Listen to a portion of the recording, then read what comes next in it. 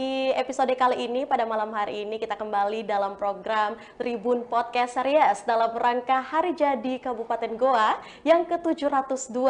Dan tentu saja di episode spesial kali ini dalam Tribun Podcast Series, kita sudah mengundang orang nomor 1 dari Kabupaten Goa yang juga sudah 2 periode menjadi Bupati di Kabupaten Goa. Langsung saja sudah hadir di studio Tribun Timur, Bapak Dr. Adnan Purita Ihsan, SHMH. Untuk itu kita langsung sapa Tribuners. Assalamualaikum warahmatullahi wabarakatuh. Waalaikumsalam warahmatullahi wabarakatuh. Selamat malam Pak Adnan. Selamat malam, Kinan. Baik, terima kasih Pak sudah hadir langsung di studio Tribun Timur dan selamat datang pastinya ya. Kami ucapkan Terima kasih di juga Tribun sudah diundang Timur. ya. Iya, tentu saja. Gimana kabar Pak? Baik, alhamdulillah baik dan sehat. Baik, se-fresh wajahnya ya kalau Kinan lihat. Iya, wajahnya masih cerah. Ya. Tapi berat badannya yang naik. Gak apa-apa Pak, tapi selalu ganteng. Apalagi kalau kita lihat di sosial media Pak Adnan, mungkin teman-teman Tribuners terkhusus mungkin warga Kabupaten Goa yang jadi followers beliau ini kayaknya sudah tidak asing lagi dengan keseharian dan aktivitas yang selalu didokumentasikan. Iya, sebagai pertanggungjawaban. Oke, ini supaya masyarakat Kabupaten Goa tahu bahwa saya itu kerjanya setiap hari seperti ini. Oke, jadi biar lebih dekat ya dengan Pak Bupati. Nah, supaya dia juga tahu apa yang saya lakukan, apa yang saya kerjakan. Ya bentuk pertanggungjawaban lah. Baik, dengan adanya sosial media Pak Adnan sosial media. Baik Pak Adnan, hari ini tentu saja kita sudah menyiapkan satu tema yang akan kita bahas. Tentu saja terkait Goa Bangkit dengan kolaborasi. Nah, tema ini juga menjadi tema untuk Hari Jadi Kabupaten Goa ke-702. Nah, mengawali obrolan kita nih Pak Adnan, 17 November 2022 menjadi hari lahir Kabupaten Goa ataupun juga Hari Jadi Kabupaten Goa. Apa sih mungkin makna dari tema kolaborasi ini sehingga ini dijadikan sebagai satu tema untuk Hari Jadi Goa? Ya, Goa Bangkit dengan kolaborasi. Betul. Tema ini saya yang buat. Oke, luar biasa. Ini saya yang buat. Saya yang buat Goa Bangkit dengan kolaborasi. Kenapa dikatakan bangkit? Kita ini kan masih dalam suasana pandemi COVID-19. Dan kita dilanda krisis akibat pandemi COVID-19. Baik. Belum selesai krisis akibat pandemi COVID-19, kita diperhadapkan lagi dengan yang namanya krisis global. Akibat perang antara Rusia dengan juga Ukraina. Sehingga harga-harga bahan pokok, inflasi kita mengalami kenaikan. Tetapi di sisi lain juga kita mengalami yang namanya kebangkitan ekonomi. Karena kita semakin kelihatan keluar dari pandemi COVID-19. Sehingga kenapa dikatakan Goa Bangkit, kita bangkit dari sisi ekonomi. Tapi bagaimana caranya bisa bangkit itu? Yaitu dengan kolaborasi. Karena tidak ada kesuksesan bisa diraih dengan cara individualistik. Tetapi kesuksesan itu bisa diraih kalau kita mampu bekerja sama dengan baik dan juga kita mampu berkolaborasi dengan siapapun juga. Sebagai contoh, teori pentahelix mengatakan ada 5 pilar pembangunan yang tidak bisa terpisahkan. Yang pertama adalah pemerintah, yang kedua swasta, yang ketiga akademisi, dan yang keempat adalah civil society, masyarakat, dan yang kelima adalah media. Ini merupakan pilar pembangunan yang tidak bisa terpisahkan. Oleh karena itu, kalau kita mau meraih kesuksesan, maka harus dengan kolaborasi. Kalau kolaborasinya mampu dijaga dengan baik, yakin dan percaya, keberhasilan itu pasti akan kita raih. Makanya kalau kita mau berhasil, kita mau bangkit, harus dengan kolaborasi. Makanya temanya Goa di Hari Jadi yang ke-702, Goa Bangkit dengan kolaborasi. Hadirnya Goa Bangkit dengan kolaborasi ini tentu saja mungkin Pak Adnan ada perbedaan nih dengan momen-momentum Hari Jadi Goa di tahun-tahun sebelumnya. Itu apa yang membedakan dengan spesialnya momen saat ini dengan Goa Bangkit dengan kolaborasi? Kalau sebelumnya kan 2020 dan juga 2021 kita betul-betul mengalami krisis akibat pandemi COVID-19. Tetapi 2022 ini sekarang kita sudah mulai kelihatan tanda-tanda bahwa kita akan lepas daripada pandemi COVID-19. Makanya kenapa namanya Goa Bangkit? Karena kita mau keluar dari krisis pandemi COVID-19 Dan kita akan berhadapan pada tantangan-tantangan barunya. Makanya dengan bangkit, keluar daripada krisis pandemi COVID-19, dan harus dengan cara kolaborasi.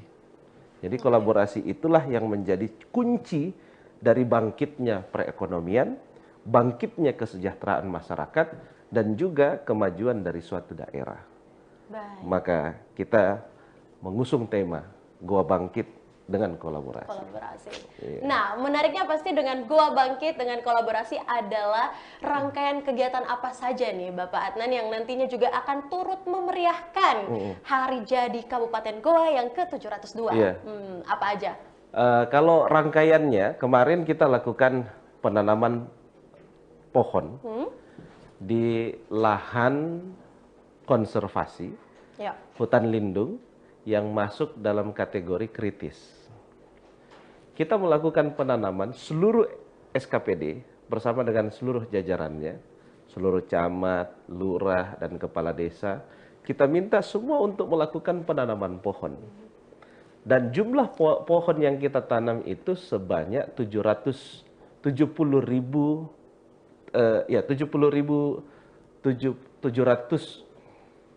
kok saya jadi bingung ya, 70.200. Oh, 70.200. 70.200. Ya. 70.200 pohon yang kita tanam. Baik. Karena tanda Hari Jadi Goa yang ke-702 di luas lahan 43 hektar. Oke. Kita tanam secara serentak di lahan konservasi yang masuk dalam kategori kritis. Kenapa kita melakukan penanaman pohon? Karena kita ingin memberikan manfaat yang berarti untuk masyarakat dan kehidupan anak cucu kita di masa yang akan datang. Banyak sekali sekarang hutan-hutan kita rusak. Iya, betul. Makanya lahan-lahan yang kritis itu yang menjadi sasaran kita. Tapi kenapa saya mengajak seluruh jajaran Pemkab Goa? Karena pohon-pohon yang ada sekarang itu ditanam oleh nenek moyang kita dulu. Maka saya mengajak seluruh jajaran pemerintah Kabupaten Goa dan seluruh lapisan masyarakat yang ada, mari kita tanam pohon untuk kita mewariskan kepada anak cucu dan keponakan kita di masa yang akan datang. Karena kita tahu sendiri, pohon akan menghasilkan oksigen untuk kita hirup. Pohon akan menghasilkan air untuk kita konsumsi. Kalau hutan-hutan kita semakin tahun semakin rusak, maka siapa yang menjamin kehidupan anak cucu kita di masa yang akan datang? Oleh karena itu, mari kita lakukan meskipun gerakannya itu kecil, tapi paling tidak ada aksi yang dilakukan. Daripada kita harus menyampaikan begitu banyak teori tapi tidak pernah ada aksinya. Kalau saya lebih bagus lakukan aksi meskipun kecil, tapi insya Allah berarti bagi wilayah dan juga masyarakat. Ini kayaknya juga berbicara terkait komitmen ataupun juga kebiasaan dalam menjalankan program-program tersebut. Dalam hal ini juga seperti mungkin Pak Adnan ya, dari beberapa program termasuk dalam momentum Hari Jadi Kabupaten Goa. Nah, menariknya juga Pak Adnan nih, kabarnya di puncak Hari Jadi Kabupaten Goa yang ke-702 nanti Pak Adnan akan melakukan sebuah orasi dari hasil pencapaian pembangunan di Kabupaten Goa. Itu seperti apa nanti? Orasi Bupati itu masuk dalam salah satu rangkaian Hari Jadi Goa. Dan orasi itu disampaikan di rapat paripurna istimewa DPRD. Baik. Sehingga itu merupakan laporan pertanggungjawaban saya selama 1 tahun bekerja sebagai bupati di Kabupaten Goa. Jadi itu seperti laporan tahunan. Orasi politik itu untuk menyampaikan capaian-capaian dan juga apa yang menjadi kekurangan untuk kita perbaiki sama-sama. Supaya semua yang hadir pada Hari Jadi Goa itu mengetahui bahwa 1 tahun terakhir ini capaian yang bisa kita lakukan A, B, C, dan D. Serta kekurangan yang harus kita perbaiki sama-sama masih ada juga A, B, C, dan D. Sehingga terukur kinerja yang kita lakukan setiap tahunnya. Masyarakat juga harus tahu apa yang saya sudah lakukan selama 1 tahun. Dan saya yakin dan percaya di setiap pelaksanaan pemerintahan pastilah ada kekurangan. Baik itu kekurangan di sana sini maupun dimanapun juga pasti ada kekurangan. Tetapi paling tidak ada keseriusan yang kita lakukan untuk mengarah ke arah yang lebih baik. Oke. Dan satu-satu permasalahan harus kita lakukan dari sekian banyak permasalahan yang ada. Karena masalah di pemerintahan itu hampir setiap hari. Baik. Mengurusi banyak orang itu dengan berbagai macam permasalahan yang ada, itu harus kita carikan solusinya dengan tepat tapi tidak melanggar aturan yang ada. Ini yang di highlight ya. Ya, jadi menyelesaikan seluruh persoalan yang ada di masyarakat, tapi yang paling terpenting adalah tidak melanggar sesuai dengan ketentuan dan aturan yang berlaku. Nah, terima kasih Pak Bupati. Tepatnya juga Tribuners, yaitu mengenai data di Juli 2022. Ada kegiatan untuk rencana induk pembangunan kepariwisataan nih Pak Adnan. Untuk jangka waktu 2021 sampai 2035. Apa yang menjadi target Anda terkait hal itu? Saya mau membranding Goa itu menjadi daerah pariwisata. Baik. Gitu. Kenapa? Karena 45% penduduk Kabupaten Goa itu tinggal di Kabupaten Goa, tapi aktivitasnya di luar Kabupaten, Goa. Khususnya Makassar. Oke. Sehingga, nah ini rumus ini. Saya berbicara rumus sedikit ya. Rumus pendapatan per kapita, itu pendapatan regional domestik bruto, itu dibagi jumlah penduduk sama dengan pendapatan per kapita. Pendapatan per kapita itu diukur tingkat kesejahteraan, mengukur tingkat kesejahteraan masyarakat dari pendapatan per kapita. Nah, kalau 45% penduduk Kabupaten Goa kerjanya di Makassar, maka uangnya itu dia belanjakan di Makassar. Di Makassar ya? Iya kan? Oke. Contoh satu profesi saja. Seorang guru misalnya. Dia berangkat dari rumahnya setelah sholat subuh. Berangkat karena masuk sekolah kan jam 7.15 atau 7.30. Dia berangkat dari rumahnya, sarapan di Makassar, aktivitas di Makassar, bekerjanya di Makassar, makan siangnya di Makassar, pulang dari dia mengajar mungkin sore nongkrong warkop di Makassar, nanti mau tidur baru kembali ke Kabupaten Goa. Jadi terhitung sebagai pertambahan jumlah penduduk, tapi dia tidak membelanjakan uangnya di Kabupaten Goa. Dan ini datanya sebanyak 45%. Gitu. Nah, kita tidak akan mungkin bisa menyaingi Makassar di hari Senin sampai dengan hari Jumat. Kenapa? Karena ini ibu kota. Pusatnya bisnis, pusatnya pemerintahan, pusat aktivitas ekonomi berada di Makassar. Nah, oleh karena itu, bagaimana caranya untuk mengembalikan 45% ini? Atau mungkin menambah dari 45% itu? Kita hanya bisa mengambilnya di hari Sabtu dan juga hari Minggu. Hari Sabtu dan juga hari Minggu itu tiada lain adalah hari keluarga. Hari keluarga pasti mau cari tempat. Salah satunya adalah tempat pariwisata. Maka kita harus menciptakan satu hari untuk orang datang ke Kabupaten Goa. Makanya kenapa Malino saya kembangkan. Saya mengajak beberapa investasi yang masuk, termasuk Cimory. Ada bebek tepi sawah juga yang masuk di Kabupaten Goa. Ada Saung Rindu dan lain-lain. Itu tiada lain untuk menciptakan satu hari untuk orang datang ke Goa. 45% ini harus kembali ke Kabupaten Goa. Bahkan seluruh Sulawesi Selatan kita mau dorong masuk ke Kabupaten Goa. Supaya apa? Membelanjakan uangnya di Kabupaten Goa, menggantikan hari Senin sampai dengan hari Jumat yang hilang 45% karena semua aktivitasnya di Makassar. Nah, ini menarik nih Pak Bupati.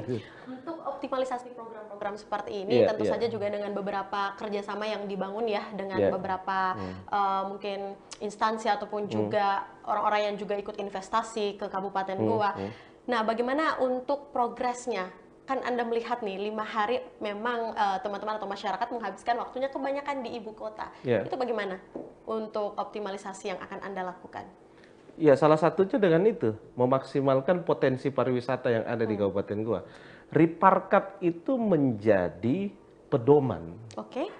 untuk membangun sebuah tujuan pariwisata yang lebih bagus di masa yang akan datang. Secara bertahap. Kita tidak akan mungkin bisa membangun pariwisata itu hanya dalam waktu 1 tahun. Iya, baik. Tidak akan mungkin. Tapi sekarang ada 3 investasi besar yang masuk di Malino. Nanti akan ada ATV-nya, akan ada parah layangnya, akan ada tempat nongkrong, makan, dan lain-lain dengan pemandangan alam gunung yang luar biasa. Ada investasi masuknya Malino Green Hills dan lain-lain.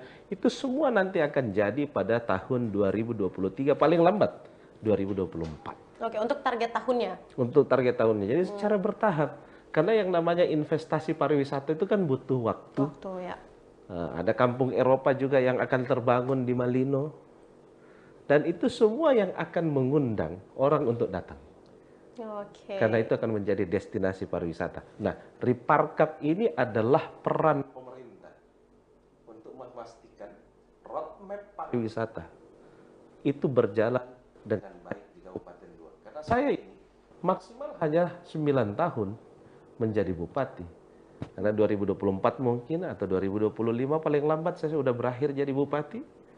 Tapi paling tidak saya sudah menyusun sebuah perencanaan yang matang untuk pariwisata Kabupaten Goa. Iya. Jadi siapapun nanti yang jadi bupati, dia diperintahkan oleh Perda Oke. untuk melanjutkan rencana pariwisata untuk Kabupaten Goa. Kabupaten Goa. Karena dengan pariwisata, kita bisa menghasilkan sumber-sumber potensi pendapatan asli daerah.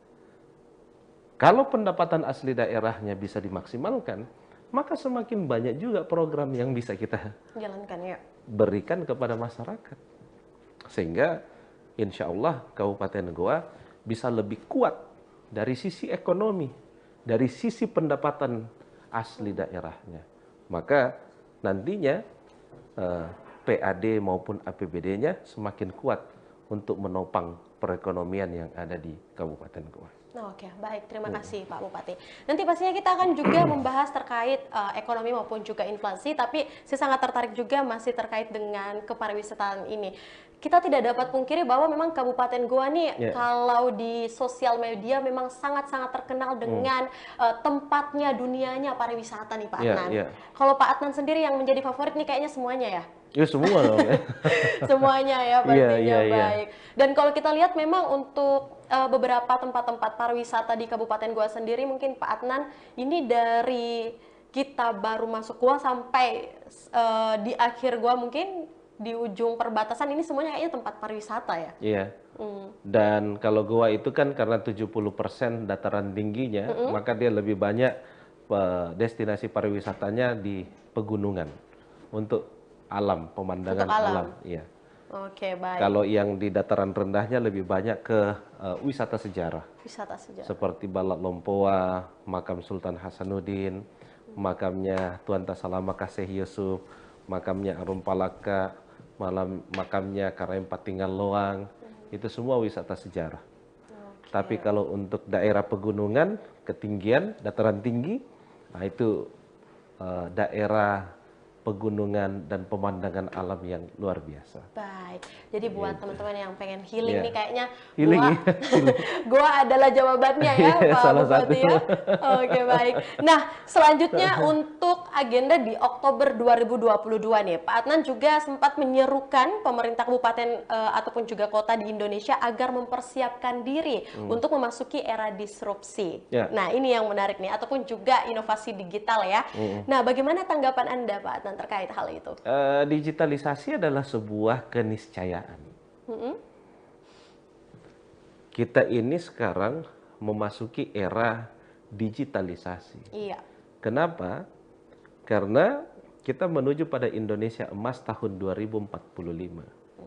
Indonesia Emas tahun 2045 itu, di mana salah satu indikatornya adalah bonus demografi. Bonus demografi itu kan usia produktif lebih banyak dibandingkan usia yang non-produktif. Non-produktif, betul. Salah satu ciri khas daripada generasi sekarang dan yang akan datang, itu adalah mahir dalam teknologi. maka kita harus mempersiapkan digitalisasinya ini dengan baik. Karena yang kita mau layani ini anak-anak generasi Z yang ada sekarang, yang semuanya adalah mahir dalam berteknologi, dan ruang kita juga semuanya dimasuki dengan ruang-ruang yang namanya teknologi. Oke. Maka digitalisasi itu merupakan sebuah keniscayaan yang harus kita kerjakan. Baik. Siapa yang tidak mau dan tidak mengikuti perkembangan zaman yang ada, maka saya yakin dan percaya dia akan tertinggal dengan itu. Oke. Oleh karena itu ke depan, semua lini kehidupan kita akan dimasuki dengan teknologi. Maka kita harus mempersiapkannya dari sekarang untuk mendigitalisasikan secara keseluruhan, termasuk pelayanan yang ada di Pemda. Ya, baik. Makanya tahun depan saya membangun mall pelayanan publik Oke. digital. Digital. Nah, tapi saya tertarik nih Pak Adnan dengan mall pelayanan publik digital ini. Sebelum kita ke sana, saya mau bahas dulu nih untuk Goa tersendiri Ya, terkait statement atau opini Anda yaitu kesiapan daerah terkait digitalisasi. Untuk Goa sendiri mungkin Pak Adnan bisa Anda gambarkan untuk pengoptimalisasian di sana ataupun juga mungkin sebagai bagaimana sih mungkin untuk progresnya di sana untuk digitalisasi yang sudah berkembang khususnya di Kabupaten Goa. Ya, sekarang kita secara bertahap ya. Baik. Secara bertahap menuju pada digitalisasi. Oke. Secara perlahan kita menuju kepada digitalisasi. Mulai dari pelayanan, sekarang persuratan sudah mulai digital. Ini kan kita merubah mindset. Merubah mindset ya. Merubah paradigma. Paradigma kinerja ASN kita yang tadinya belum digitalisasi, sekarang kita mau rubah menjadi digitalisasi. Ini semua perlu waktu. Ini semua butuh tahapan. Kita membuat tahapannya dengan baik.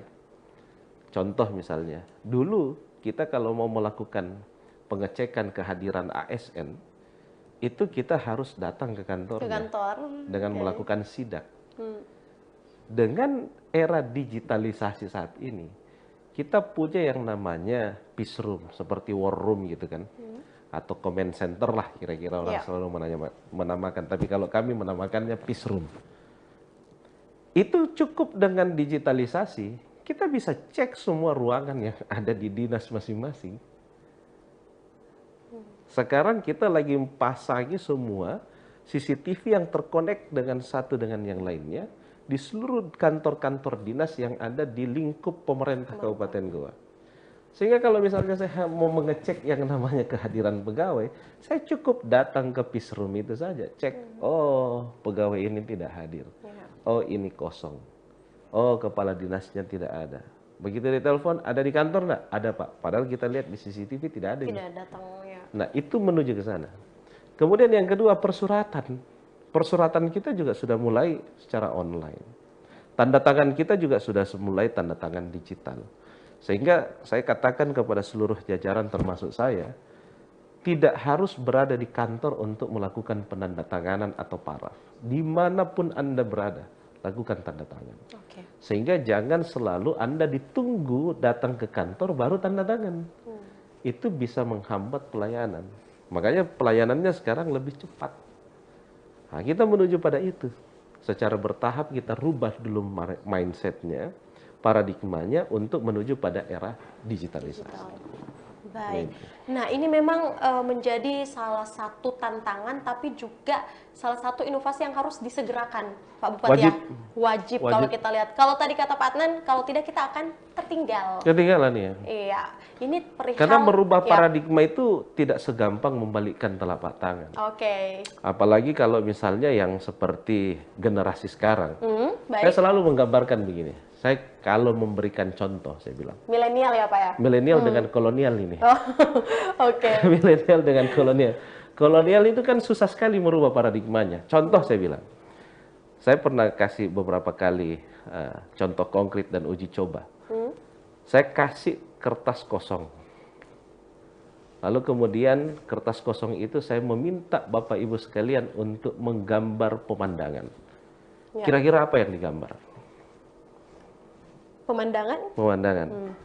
Saya suruh gambar semuanya pemandangan kertas kosong. Kan kertas kosong saya kasih nih. Saya suruh gambar pemandangan. 95% menggambar gunung. Ya. Pegunungan kan. Gambar dua gunung, di tengahnya ada jalan, sawah. sebelah kanannya ada sawah, Dan sebelah rumah kirinya satu. rumah, terus ada awannya, ada burungnya dengan angka 3, mataharinya di tengah gunung. Itu 95% pasti Menggambarkan. menggambar pemandangan. Nah, itu merupakan contoh paling konkret bahwa paradigmanya itu sulit untuk dirubah. Oke. Itu contoh dan itu data yang valid kita temukan. Nah, oleh karena itu tidak bisa langsung secara ekstrim, tetapi harus dilakukan secara bertahap. Oke, bertahap tapi kita bisa katakan perlahan tapi pasti ya Iya, Pak Bupati? iya. Oke, baik. Pelan tapi pasti. Biar pelan, yang penting selamat. Oke, luar biasa. Ini udah bisa jadi caption nih, Pak. Nah, selanjutnya juga mungkin pada, itu tadi kita untuk Oktober ya, Tribuners. Yang menariknya lagi pada November 2022, Pak Adnan memang baru-baru saja mendapatkan amanah sebagai Sekretaris Jenderal untuk Apaksi ya, Pak? Apkasi. Ya, Apkasi, mohon maaf, untuk Apkasi. Dan di mana mungkin pada saat pemilihan tersebut, Pak Adnan juga menyoroti terkait penanganan sampah. Nah, itu seperti apa, Pak? Data menunjukkan jumlah penduduk kita itu setiap tahunnya meningkat. Seiring pertumbuhan penduduk, maka itu juga bertambahnya produksi sampah. Oke. Maka sampah harus menjadi perhatian seluruh pihak yang ada. Memang dalam melakukan penanganan sampah, pemerintah tidak bisa jalan sendiri. Harus bekerja sama dengan seluruh lapisan masyarakat yang ada. Paling tidak, apabila masyarakat tidak bisa membersihkan, minimal jangan buang sampah di sembarangan tempat. Tapi menunggu masyarakat untuk sadar tidak membuang sampah di sembarangan tempat, ini juga butuh waktu yang cukup lama. Kayak gak langsung, Pak ya? Sehingga kalau kita mau menunggu sampai dengan masyarakat membuang sampah di tempatnya, itu butuh proses yang cukup lama. Maka perhatian saya kepada seluruh teman-teman kepala daerah, sampah menjadi kunci terkait dengan tata kelola kota atau kabupaten yang baik. Maka perhatian kita juga harus besar kepada penanganan sampah. Harus kolaborasi untuk melakukan penanganan sampah. Sehingga apapun program yang kita lakukan, kalau sampahnya berserakan di mana-mana, maka itu mengganggu estetika daripada kota tersebut. Maka bersihkan sampahnya, insya Allah kotanya bisa lebih baik.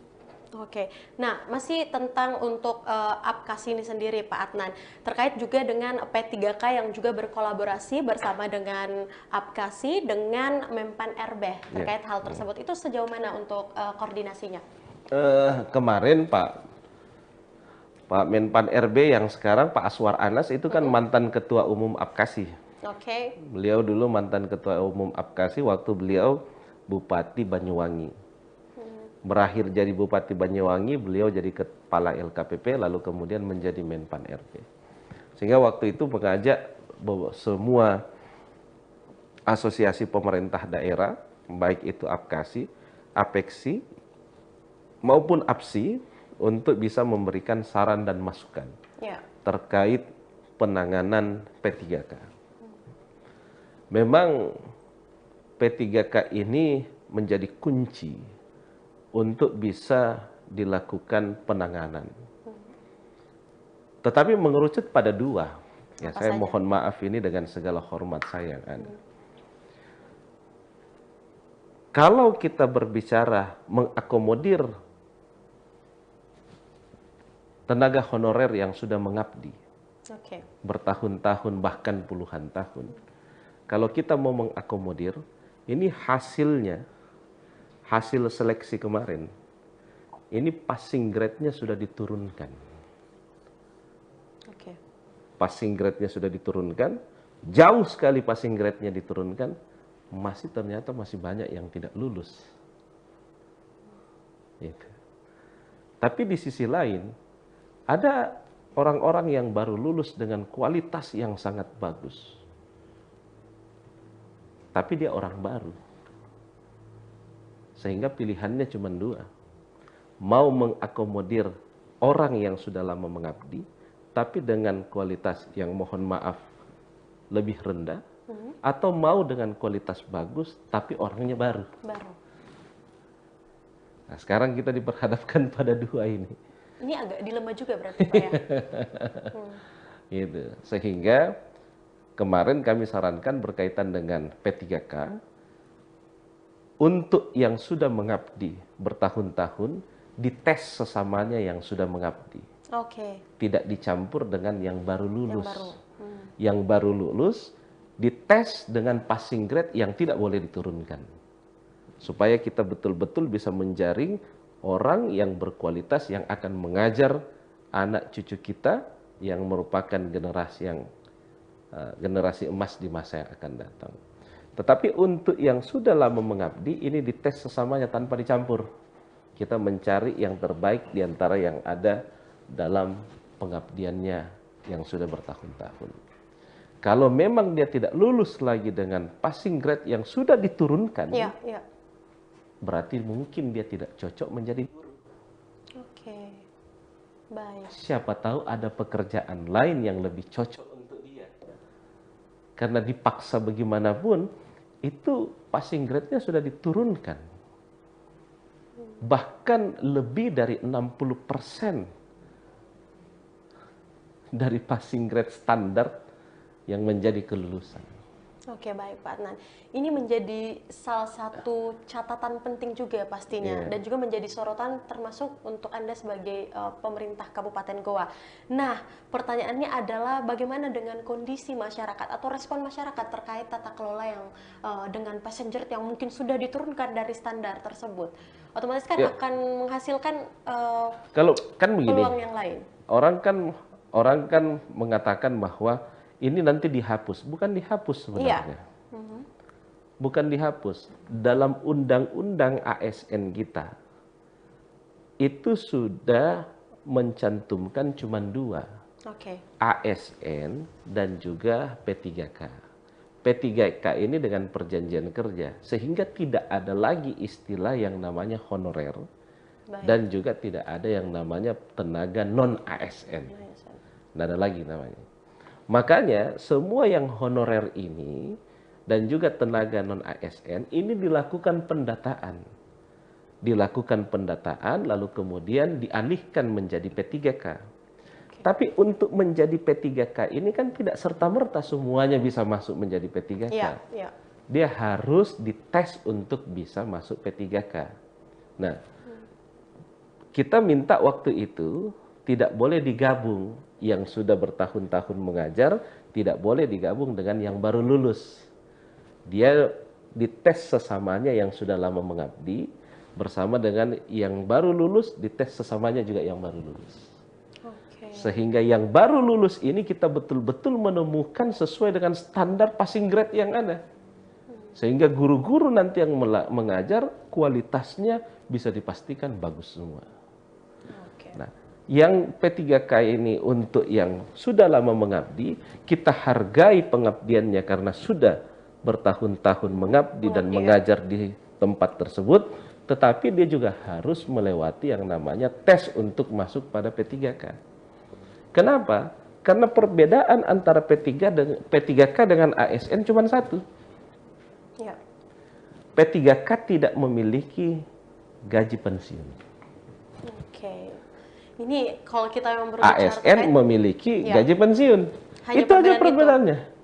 Tapi semua jabatan yang selama ini diisi oleh ASN boleh diduduki oleh P3K. Ya, baik Pak Adnan, terima kasih. Ini memang kalau kita membahas terkait P3K maupun juga ASN memang cukup kompleks juga. Dan kompleks sekali untuk problem ataupun juga solusi yang disiapkan. Bahkan mungkin kalau kita mau bicara fair-fairan nih, pastinya untuk pemerintah kabupaten setempat atau dimanapun juga pasti berharap yang terbaik untuk seluruh posisi yang diinginkan. Tapi kita kembali lagi dengan regulasi pemerintah. Dan kita juga berharap P3K ini punya kualitas yang baik. Karena ingat, P3K ini rata-rata guru yang mengajar generasi kita. Kalau dia diajar dengan kualitas yang baik, maka yakin dan percaya SDM kita akan baik di masa yang akan datang. Oke. Baik, terima kasih Pak Adnan. Kita kayaknya akan kembali lagi dengan SDM ya. Ini memang betul-betul sangat kompleks sekali. Iya. Nah, yang menarik lagi Pak Adnan, Kinan juga mau membahas terkait peran untuk PKK tersendiri.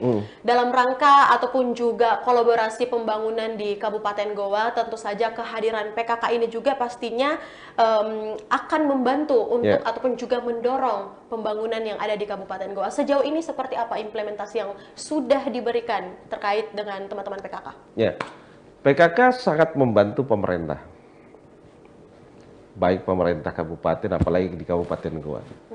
Sangat membantu. 10 program pokok PKK itu sangat berkorelasi dengan apa yang menjadi program pemerintah.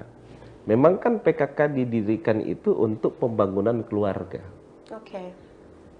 Tidak akan ada keberhasilan, tidak akan ada sumber daya manusia yang baik tanpa keluarga yang baik.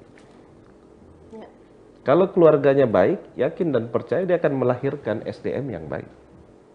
Makanya salah satu tugas PKK dan lain-lain itu adalah 1000 hari kehidupan. 1000 hari kehidupan. Iya. 1000 hari kehidupan itu merupakan penentu membangun SDM yang lebih baik. Ini ibarat hulu dengan hilir. Pemerintah ini kan lebih banyak di hilirnya, karena begitu dia sudah besar, sekolah difasilitasi oleh pemerintah. Tapi hulunya ini pada saat dia lahir, mulai dari pertama kali dia keluar dari rahim ibunya sampai dengan 1000 hari kehidupan, ini butuh sentuhan dari keluarga. Ini butuh sentuhan dari ibunya. Dan ibunya lah yang menentukan anak ini memiliki SDM yang baik di masa yang akan datang atau tidak. Makanya kenapa pentingnya PKK mengajarkan ASI, memberikan ASI eksklusif kepada anak-anaknya. Karena yakin dan percaya dengan ASI eksklusif itu bisa membangun SDM yang lebih unggul. Kita juga bisa memerangi yang namanya stunting. Stunting itu kan membuat SDM kita tidak berkualitas di masa yang akan datang. Nah, inilah tugas dan peran dari PKK. Memberikan edukasi kepada ibu-ibu, kepada masyarakat, supaya membantu pemerintah membangun SDM yang lebih unggul dan baik di masa yang akan datang. Baik, Pak Adnan. Nah, saya sangat tertarik juga untuk membahas untuk data stunting ya di Kabupaten Goa. Tahun 2022 kemarin memang untuk daerah Goa tersendiri mencapai 4,7% untuk stunting sendiri. Nah, sejauh mana mungkin untuk tim PKK dalam menuntaskan ataupun juga meminimalisir data stunting tersebut, Pak Adnan? Turunnya menjadi 4% itu salah satu perannya PKK. Saya harus mengakui itu. Dia mampu menurunkannya. Bahkan beberapa tahun yang lalu, pada saat hari jadi Provinsi Sulawesi Selatan, Kabupaten Goa itu mendapatkan penghargaan dari Bapak Gubernur sebagai kabupaten dengan penurunan angka stunting tertinggi dan tercepat. Wow, kalau gitu kita tepuk tangan dulu, Pak. Ayo. Luar biasa, baik. Tertinggi dan tercepat. Dan itu diakui oleh pemerintah provinsi. Sehingga menurut saya apa yang telah dilakukan PKK berkolaborasi dengan seluruh pihak yang ada untuk menurunkan angka stunting di Kabupaten Goa itu sudah dalam koridornya. Jadi sudah on the track gini. Oleh karena itu kedepannya memang kita perlu tekan lagi supaya betul-betul bisa turun terus sehingga tidak ada lagi stunting di wilayah Kabupaten Goa. Karena stunting ini kan merupakan isu nasional ya. Betul. Di seluruh kabupaten kota, bukan hanya di Kabupaten Goa dan Sulawesi Selatan, tetapi ini seluruh Indonesia. Nah, tugas kita bagaimana menurunkan angka stunting ini di wilayah masing-masing dengan berkolaborasi dengan seluruh pihak yang ada. Termasuk bukan hanya ibu-ibu PKK-nya, ibu-ibu PKK ini juga berkolaborasi dengan ibu-ibu Persit, kolaborasi dengan ibu-ibu Bayangkari, ibu-ibu Adiaksa, dan lain-lain, semuanya berkolaborasi untuk bisa menurunkan angka stunting di Kabupaten Goa. Baik, makanya untuk tagline Hari Jadi Goa ini memang lebih ke fokusnya adalah Kolaborasi. kolaborasi. Karena memang kalau kita lihat beberapa keberhasilan yang dicapai oleh Kabupaten Goa juga ini tidak lepas dengan kata kolaborasi. Baik, terima kasih Pak Adnan. Nanti pastinya juga kita akan kembali lagi di segmen berikutnya dengan keberhasilan tersebut di periode kedua ini, seberapa banyak penghargaan yang juga sudah diraih oleh Kabupaten Goa di bawah kepemimpinan Bapak Adnan Purita Ihsan. Jangan kemana-mana Tribuners, kita akan kembali selesai jeda berikut. Ya, terima kasih Tribuners, Anda kembali menyaksikan Tribun Podcast Series dalam rangka Hari Jadi Kabupaten Goa ke-702. Dan tentu saja kita kembali di segmen kedua dan masih bersama Bapak Bupati Milenial dan Ganteng. Siapa lagi jika bukan Bapak Adnan? Kita kembali sapa dulu Tribuners. Bapak, gimana? Masih bersemangat? Iya dong, semangat. Semangat ya. Soalnya kalau Pak Bupati dari awal segmen sampai akhir yang selalu dikatakan adalah ini adalah pertanggungjawaban. Ya, baik. Nah, Pak Bupati tadi di awal kita sudah membahas sebenarnya cukup banyak nih program-program dan juga mungkin beberapa pencapaian dan program juga yang dijalankan dan juga presentasi bahkan implementasinya di masa kepemimpinan Bapak Adnan Purita Ihsan. Yang jadi pertanyaan selanjutnya Pak Adnan adalah lebih kepada penghargaan apa saja mungkin yang pernah diraih oleh Kabupaten Goa, apalagi mungkin di periode kedua Anda selama menjabat sebagai pemimpin ataupun juga bupati di Kabupaten Goa. Kalau untuk detail daripada penghargaan itu saya gak hafal ya. Saking banyaknya mungkin Pak Bupati ya. Ya. Tapi hampir 7 tahun saya jadi bupati ini, alhamdulillah kita sudah meraih 165 penghargaan internasional, nasional, dan juga provinsi. Wow. Satu dong mungkin Pak Bupati penghargaan internasional yang paling diingat atau yang paling berkesan di mana mungkin, di negara mana? Saya pernah dapat penghargaan dari pemerintah Malaysia. Wow, luar biasa. Ini negara tetangga ya? Negara tetangga. Oke. Itu kemarin untuk penghargaan di Malaysia sebagai apa? Yang berkaitan dengan tenaga kerja ya. Perhatian pemerintah terkait dengan tenaga kerja. Tenaga kerja yang ada di Malaysia yang berasal daripada Kabupaten Goa. Kabupaten Goa. Artinya memang bentuk perhatian dari pemerintah Kabupaten Goa ini juga terkait pekerja-pekerja yang berada di luar negeri ini sangat besar sekali sampai dipercayakan juga untuk mendapatkan penghargaan tersebut. Kita tepuk tangan dulu yuk buat Kabupaten Goa. Semoga pastinya bukan hanya sampai 160-an penghargaan, Pak ya. Kami tunggu ribu-ribuan lagi ke depannya. Amin. Amin. Nah, Pak Adnan, pertanyaan berikutnya lebih kepada kita mau mendengarkan sebenarnya ya Pak Bupati ngobrol dan cerita panjang lebar nih. Ini menjadi salah satu yang bisa diungkapkan juga oleh Pak Adnan. Di 7 tahun menjabat sebagai Bupati Goa, tentu saja tidak lepas dengan polemik, problematika, dinamika dan lain sebagainya. Seperti pemimpin-pemimpin yang lainnya pastinya kita tahu itu. Tantangan yang paling berat yang Anda rasakan nih Pak Adnan mungkin apa sih mungkin dalam mengelola ataupun juga menjadi orang nomor 1 di Kabupaten Goa? Saya ini bersyukur menjadi pemimpin di tengah situasi pandemi COVID-19.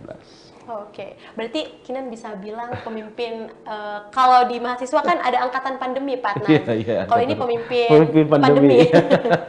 Oke, gimana Pak lanjut? Kenapa? Karena memang menjalankan pemerintahan di tengah situasi pandemi COVID-19 itu adalah situasi yang tidak mudah. Di satu sisi kemampuan pemerintah ini mengalami penurunan yang sangat signifikan. Di satu sisi ekspektasi masyarakat, harapan masyarakat ini tinggi sekali, aspirasi masyarakat tinggi sekali. Tetapi pemerintah tidak memiliki daya untuk mengakomodir seluruh aspirasi, keinginan dan harapan masyarakat karena pemerintah juga mengalami turbulensi akibat krisis pandemi COVID-19. Apalagi waktu zaman yang namanya PSBB, pembatasan sosial berskala besar, terus ada lagi yang namanya PPKM, baik level 1, level 2, level 3, dan level 4. Ya. Di mana di satu sisi kita butuh ekonomi ini bergerak, tetapi di sisi lain penyebaran virus COVID-19 juga semakin menyebar. Ini merupakan pengelolaan pemerintahan yang tidak mudah. Sehingga tantangannya waktu itu adalah bagaimana kita bisa berkolaborasi dengan seluruh pihak yang ada supaya pemerintah ini bisa terus memberikan pelayanan yang baik kepada masyarakat, dan masyarakat juga tidak merasakan dampak daripada COVID itu secara signifikan dan terlalu dalam. Oke. Gitu. Sehingga meskipun di tengah situasi COVID-19, kita terus harus melakukan dan menciptakan inovasi-inovasi yang ada. Isu COVID-19 itu ada dua. Yang pertama ekonomi, yang kedua adalah kesehatan. Ini kan kita tidak bisa memilih salah satunya. Betul. Kita pilih ekonomi, kasus COVID-19 tidak terkendali. Kita pilih penanganan COVID-19, ekonomi kita hancur berantakan.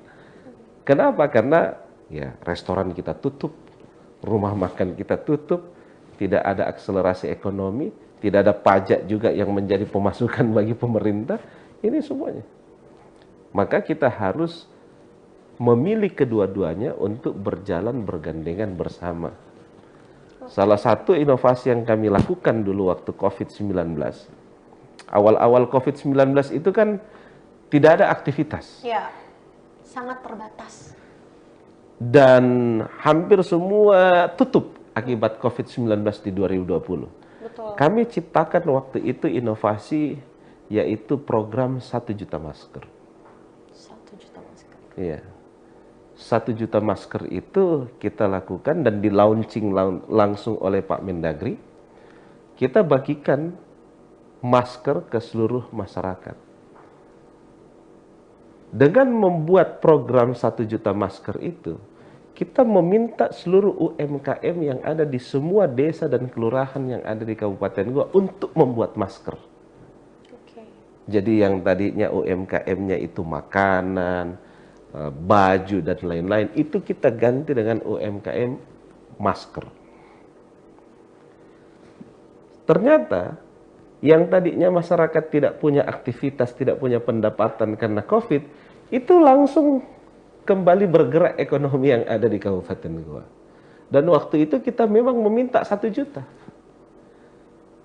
Kita bukan lagi bertanya bahwa masyarakat bertanya atau UMKM-nya bertanya, saya bikin berapa? Tapi kita yang bertanya kepada dia, kamu mampu bikin berapa? Berapa? Oke. Sehingga itu terputar. Karena semuanya ini tidak sanggup dan kita hitung tidak cukup 1 juta, maka kita ambil UMKM yang lain di luar Kabupaten Goa. Ambil di Takalar, tetangga, ambil di Makassar, semuanya buat UMKM. Setelah itu baru kita bagikan. Dan alhamdulillah mendapatkan rekor muri waktu itu. Wow, dapat penghargaan lagi. Dapat penghargaan dari muri karena membagikan pertama kali masker sebanyak 1 juta kepada masyarakat. Ekonominya berputar kembali. Masyarakat kembali mendapatkan penghasilan. Orang-orang yang tadinya di PHK, dirumahkan, kembali bekerja meskipun dia UMKM. Kerajinan apa dan segala macam.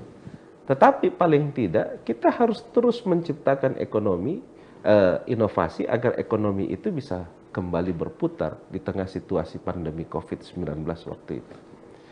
Makanya tantangan terbesar dalam hidup saya dan menjalankan pemerintahan di Kabupaten Goa adalah waktu pandemi COVID-19. Sepertinya nih Pak Adnan, jika dituliskan dalam sebuah buku, udah jadi bisa dibukukan. Adalah masa-masa sulit ya, bisa Sulit, kita iya. katakan. Tapi alhamdulillahnya dan rasa syukur Pak Bupati ini adalah bisa bangkit dalam Iya, keadaan iya, seperti itu. Dan iya. juga bisa menjaga komitmen agar Kabupaten Goa juga tetap bisa hadir, tetap bisa berkembang dengan masa-masa sulit tersebut. Alhamdulillah. Alhamdulillahnya itu. Nah, selanjutnya mungkin nih Pak Adnan, kita move on dulu mungkin dari tantangan.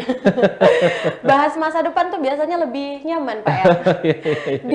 Ini ada satu pertanyaan yang menarik juga nih mungkin Pak Bupati. Di 2 periode Anda ini tentu saja nanti di masa akhir ataupun juga masa bakti terakhir Anda, ke depannya mungkin target Anda seperti apa?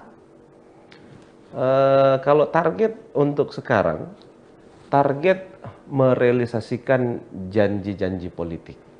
Oke. Itu dulu. Jadi saya ini kan, saya belum tahu apakah berakhirnya di 2024 atau berakhirnya di 2025. Karena kalau kita lihat pilkada serentaknya 2024, mungkin pelantikannya apakah di 2025 awal atau justru di 2025 pertengahan. Sehingga kalau saya berakhir di 2025 berarti saya sampai dengan tahun 2025. Nah, masih banyak janji yang saya belum realisasikan, tetapi secara perlahan tapi pasti mulai kita realisasikan. Oleh karena itu tantangan saya dan harapan saya ke depan, saya ingin menyelesaikan dulu seluruh janji-janji politik saya pada saat kampanye 2020 kemarin. Dan setelah itu baru saya pikirkan saya akan kemana, arahnya kemana. Tetapi saya sudah menyiapkan beberapa alternatif. Salah satunya mulai besok saya sudah menjadi dosen praktisi di Universitas Hasanuddin. Wow, mau dong jadi mahasiswanya Pak Bupati nih? Oke. Yang akan mengajar salah satu mata kuliah politik hukum. Jadi setiap hari Selasa saya akan mengajar di Unhas, mahasiswa S2 setiap hari Selasa pada mata kuliah politik hukum. Jadi sudah ada aktivitas-aktivitas yang dipersiapkan apabila nanti sudah berakhir menjadi Bupati Kabupaten Goa. Oke, ini kayaknya nanti kelasnya akan menjadi kelas ini nih Pak, yang sangat menarik sekali. Karena dosennya langsung bupati. Jadi ada keseruan tersendiri. Baik, ini memang sangat menarik sekali ya untuk beberapa planning ataupun juga persiapan ke depannya. Nah, terkait dengan hal itu Pak Adnan, mungkin masih banyak beberapa teman-teman di luar sana, terkhusus mungkin warga Kabupaten Goa yang mungkin tidak mengenal sisi lain dari Pak Adnan seperti apa. Nah, kita akan ungkap juga di segmen ini. Pak Adnan, ini kita lebih dekat, mungkin boleh Anda ceritakan secara singkat bagaimana sih perjalanan karir seorang Bapak Adnan Puritah Ihsan? Mungkin mulai dari masa ke masa boleh Pak? Yang jelas dari masa kecil juga boleh sebenarnya. Tapi kepanjangan Pak ya. Kalau dari kecil, sebenarnya bapak saya itu sudah mempersiapkan saya untuk masuk pada dunia politik dan pemerintahan. Oke. Jadi waktu saya SD, itu karena kakek saya dulu itu kan ketua pramuka ya. Jadi semua cucu-cucunya itu hampir diwajibkan untuk mengikuti pramuka. Oke, wajib ya? Wajib. Jadi saya mengikuti pramuka itu dari siaga, penggalang, penegak sampai dengan pandega. Dan tahun 1996 saya mengikuti Jambore Nasional di Cibubur. Dan untuk mengikuti Jambore Nasional di Cibubur waktu itu harus mengikuti seleksi. Dan saya mengikuti tahapan seleksinya sampai dengan selesai. Sampai betul-betul saya dinyatakan lulus untuk bisa ikut Jambore Nasional tahun 96. Sehingga waktu itu saya udah ikuti. SMP itu, kebetulan SMP saya kan tinggalnya di Hertasning. Tetangga saya itu membuat IO. Oke. Tetangga saya. Dan waktu itu IO-nya mendatangkan salah satu band lah waktu itu. Saya diajak untuk bergabung, membantu tetangga menjadi IO. Jadi waktu itu tugas saya sebagai LO. Wow. Oke. Sebagai LO. Begitu setelah selesai bertugas, bandnya udah pulang ini, dapatlah kita. Jadi pertama kali saya mendapatkan gaji dari keringat sendiri itu jadi LO. Jadi LO. Jadi LO. mendatangkan band waktu itu. Dari situ saya tertarik untuk ngeband dan lain-lain. Jadi saya ngeband dari SMP, main gitar dan juga vokal waktu itu. Ikut beberapa, dulu kan zaman saya itu masih banyak festival-festival. Oke. Jadi ikut festival di mana-mana dan lain-lain. Sampai SMA itu saya dimasukkan organisasi-organisasi kepemudaan oleh bapak saya. Ya. Jadi mulai dari SD itu sebenarnya saya udah diarahkan. Jadi saya udah rasakan betul bagaimana cara bergaul di pramuka. ya. Iya. Di pramuka itu kan pembentukan karakter, mental. Kita bergaul. Kadang-kadang kita protes juga dalam hati, ya namanya anak kecil kan waktu itu. Teman-teman saya itu kan mainnya di mall. Ini kita dikasih tidur di hutan. Dikasih tidur di hutan, dikasih jurit malam, terus halang rintang dan lain-lain. Itu kan kadang-kadang kita protes juga. Kalau saya waktu itu, saya protes. Kenapa ini saya dikasih tidur di hutan, dikasih jurit malam lah dan lain-lain. Sementara teman-teman saya waktu itu pergi ke mall, mainnya di mall, nongkrong di mana-mana apa dan segala macam. Lalu kemudian di SMA itu saya dikasih pegang salah satu perusahaan oleh bapak saya. Dan saya ingat betul kata-kata bapak saya waktu itu. Dia katakan bahwa saya ini tidak berharap kau untung di sini. Baik. Gitu. Tapi yang saya harapkan dari kamu ini adalah belajar. Belajar bagaimana caranya berusaha, bagaimana caranya berbisnis dan lain-lain. Ini sisi yang lain. Tapi saya tidak pernah mengharapkan kamu untung dari sini. Kamu biayai saja perusahaan ini dengan baik secara mandiri, itu udah bagus. Tapi niat saya memberikan kamu ini perusahaan hanya mau lihat kamu belajar. Gitu. Jadi saya udah dikasih tuh manajemen apa dan segala macam pada saat SMA. Begitu saya lulus SMA, masuk kuliah, itu hari saya sempat mendaftar di Trisakti dan juga UI. Lalu kemudian saya diskusi dengan bapak saya. Bapak saya katakan, kamu ke depan mau jadi apa? Oke. Kalau kamu ke depan mau di pemerintahan dan di politik, saran saya jangan kuliah di Jakarta. Tapi kuliahlah tetap di Makassar. Kenapa? Karena perkembangan politik itu dalam waktu dekat bisa berubah. 1-2 tahun bisa berubah. Kalau kamu kuliah di Jakarta, kamu meninggalkan Makassar ini, Sulawesi Selatan dalam jangka waktu yang lama. Bisa saja setelah kamu kuliah di Jakarta, pulang ke Sulawesi Selatan, ada sedikit budaya yang berubah. Karena Sulawesi Selatan dengan Jakarta budayanya sangat berbeda. Sementara politik dan juga pemerintahan, kamu harus bisa tahu perkembangan situasi setiap detiknya. Dan kamu juga harus tahu yang ada di sekitar kamu. Jadi kalau kamu punya cita-cita untuk masuk dalam pemerintahan dan politik, saran Bapak, jangan ambil kuliah di Jakarta. Akhirnya saya putuskan untuk ambil di Unhas. Oke. Saya putuskan ambil untuk kuliah di Universitas Hasanuddin, ambil waktu itu hukum. Lalu kemudian tahun 2009 saya minta izin ke bapak saya untuk maju sebagai calon legislatif. Caleg. Karena waktu itu alhamdulillah saya mendapatkan banyak yang meminta saya untuk maju sebagai caleg. Saya minta izin kepada bapak saya waktu itu. Saya bilang, saya mau maju sebagai caleg. Oke. Jawaban bapak saya singkat. Dia katakan, oke, boleh. Saya restui kamu maju, tapi dengan satu syarat. Apa tuh? Tidak boleh mengambil daerah pemilihan Kabupaten Goa. Wow. Oke. Lalu saya tanya, kenapa? Iya. Dia langsung katakan, loh, kalau kamu terpilih, karena kerjamu dan kinerja seluruh timmu yang ada, semua pasti orang beranggapan bahwa karena saya bupati di sini.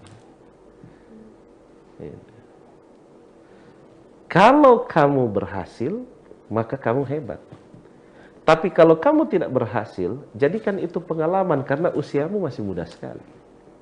Waktu itu kan saya berusia, waktu saya minta izin sama bapak saya itu usia saya 22 tahun. Oke. Zaman 2009 untuk usia begitu itu masih bisa dihitung jari. Jangan dihitung sekarang ya. Kalau sekarang itu kan sudah memang eranya milenial dan juga Gen Z. Jadi kalau banyak yang sekarang bupati juga sudah banyak yang muda, Masih muda ya. anggota dewan apalagi banyak sekali yang sangat muda. Kalau saya dulu mungkin saya yang paling muda. 2009 itu saya umur 23 jadi anggota dewan. Termuda kedua setelah saya itu usianya 35 tahun. Oke, cukup jauh juga Jauh. perbandingannya. Dan salah satu anggota dewan yang jomblo waktu itu. Belum menikah kan, maksudnya masih bujang gitu. Nah, meskipun waktu itu saya sudah sama dengan istri saya yang sekarang, tapi belum menikah. Jadi salah satu anggota dewan yang belum menikah saya waktu itu karena masih usianya 23 tahun. Oke. Gitu. Nah, akhirnya dia bilang, kamu boleh mengambil daerah pemilihan yang lain, tapi jangan ambil dari Kabupaten Goa. Akhirnya saya ambil Makassar. Saya ambil Makassar. Saya bertarung di Makassar yang notabene disebut dengan dapil neraka. Oke. Karena semua senior politik ada di dapil sini. Pimpinan-pimpinan partai politik juga semuanya di Makassar. Saya masuklah di Makassar. Dan alhamdulillah saya terpilih dengan suara terbanyak. Wow, luar biasa. 32.000 masyarakat Makassar yang memilih saya waktu itu menjadi anggota DPRD Provinsi Sulawesi Selatan. Ya. Dan ketika saya menjadi anggota DPR, saya setelah dilantik, bapak saya cuma bilang begini, saya cuma minta satu, jangan pernah kamu berpikir menjadi pimpinan, baik di fraksi, komisi, maupun pokoknya tidak boleh menjadi pimpinan selama di DPRD. Wah, saya langsung tanya, kenapa? Kenapa ya?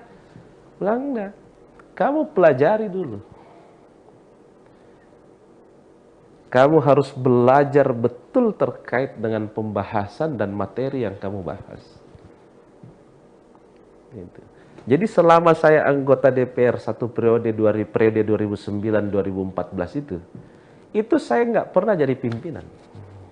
Baik pimpinan fraksi maupun pimpinan komisi. Semuanya anggota biasa. Oke. Karena saya diminta untuk pelajari semua pembahasan yang ada di DPRD. Karena kalau pimpinan, apalagi kalau pimpinan DPR itu, wakil-wakil ketua dan wakil-wakil ketua, itu kan tidak ikut membahas secara teknis. Yang membahasnya itu kan komisi-komisi. Nah, kalau kita menjadi anggota biasa di komisi-komisi kan kita betul-betul ikut pembahasan itu. Kita tahu apa yang kita bahas dan lain-lain. Nah, itu bapak saya suruh belajar. Jadi saya nanti pada saat periode kedua saya, periode 2014-2019 baru naik menjadi pimpinan, itu pun pimpinan fraksi. Jadi betul-betul saya disuruh belajar untuk itu. Itu. Bisa kita katakan ini luar biasa ya, saya sampai mengamati dengan baik setiap setiap cerita, setiap bait yang disampaikan Pak Bupati. Jadi memang bisa kita katakan sudah dari Anda duduk di sekolah dasar. Semua SD, ajaran-ajaran itu sudah diberikan kepada Anda. Betul. Nah, baik. Terima kasih Pak atas sudah ingin berbagi. Dulu luar waktu biasa. banyak orang yang mengatakan saya ini karena anaknya ini dari keluarga ini sehingga jadi pemimpinnya secara instan, itu biasanya karena orang tidak tahu perjalanan dari awalnya yang dipersiapkannya. Termasuk begitu saya jadi bupati, ya saya sudah punya pengalaman 6 tahun sebagai anggota DPRD. Itulah yang saya bawa menjadi bupati di Kabupaten Goa. Dan saya bersyukur saya menjadi bupati 2 periode ini dengan cara yang berbeda. Periode pertama kan saya terpilih menjadi bupati bersama dengan Pak Wakil Bupati, maju melalui jalur perseorangan, Ya, independen. independen. Itu. Dan periode kedua, alhamdulillah saya calon tunggal. Seluruh partai bersama-sama dengan saya karena komunikasi kami baik dengan seluruh partai. Jadi saya sudah merasakan dua-duanya, maju melalui perseorangan dan maju melalui partai politik. Jadi ada 2 segmen yang dirasakan ya. Oke, 2 fase. Nah, terkait dari beberapa perjalanan karir seorang Bapak Adnan Purita Ihsan, tentu saja hadir juga pertanyaan siapa support system ataupun juga tokoh inspiratif dalam kehidupan Pak Bupati selama Bapak saya. perjalanan. Langsung dijawab. Bapak saya. Oke. Dengan segala yang diajarkan. Iya, semua bapak saya. Luar biasa. Tepuk tangan dulu yuk. Aduh, ini kita sampai sangat-sangat apa ya, seru dan terharu atas semua beberapa perjalanan Anda. Ini bisa Kinan bilang bukan hal yang mudah nih Pak Adnan. Sampai Anda ada di titik ini. Iya. Saya dengan bapak saya itu tahun kelahirannya sama. Sama Bapak. Bulannya pun sama. Oke. Jadi saya itu ceritanya dulu kado buat bapak saya. Buat Bapak.